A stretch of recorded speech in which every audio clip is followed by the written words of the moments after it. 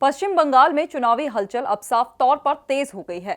हाल ही में कथित कोयला तस्करी मामले में ईडी ने आईपीएसी के दफ्तर पर छापेमारी की। इस कार्रवाई के बाद पश्चिम बंगाल की मुख्यमंत्री ममता बनर्जी बेहद गुस्से में नजर आ रही हैं और उन्होंने बीजेपी पर सीधा हमला बोला है। ममता बनर्जी ने आरोप लगाया कि बीजेपी पश्चिम बंगाल की सत्ता हथियाने के लिए वैसे ही कोशिश कर रही है जैसे उसने महाराष्ट्र और हरियाणा में की थी। उन्होंने कड़े शब्दों में कहा कि मैं आमतौर पर पलटकर जवाब नहीं देती, लेकिन अगर कोई मुझे तकलीफ पहुंचाता है तो मैं उसे छोड़ती नहीं हूं।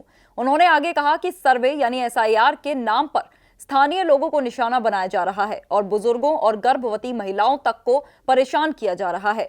मुख्यमंत्री ने कहा कि ये लोग टीएमसी को गालियां देते हैं, जबकि हमारे कार्यकर्ता बहुत वफादार हैं। उन्होंने ये भी आरोप लगाया कि स्थानीय लोगों के दस्तावेज लिए जा रहे हैं और उन्हें कोई रसीद तक नहीं दी जा रही। जनगणना के नाम पर बीएलओ के साथ घर घर जाकर लोगों को परेशान किया जा रहा है। ममता बनर्जी ने कहा, मैंने बीजेपी जैसी पार्टी पहले कभी नहीं देखी। अगर आप बंगाली भाषा में बात करते हैं तो आपको बांग्लादेशी कह दिया जाता है। रोहिंग्या मुद्दे पर सवाल उठाते हैं। उन्होंने पूछा कि रोहिंग्या कहां है? अगर रोहिंग्या का मुद्दा इतना बड़ा है तो असम में एसआईआर शुरू क्यों नहीं किया गया?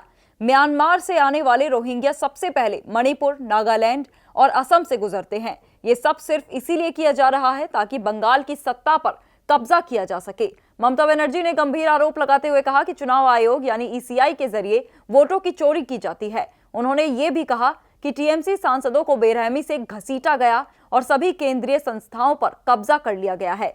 उन्होंने दावा किया कि बीजेपी शासित राज्यों जैसे ओडिशा, एमपी, यूपी और राजस्थान में बंगाली बोलने वालों पर हमले हो रहे हैं, जबकि बंगाल में हिंदी बोलने वालों पर कभी कोई हमला नहीं हुआ।